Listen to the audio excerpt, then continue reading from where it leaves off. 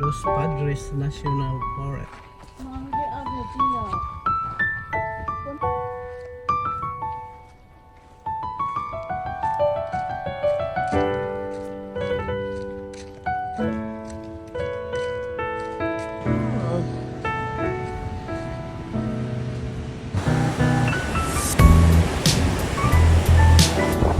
The famous one in here, in Big Sur. What are you doing?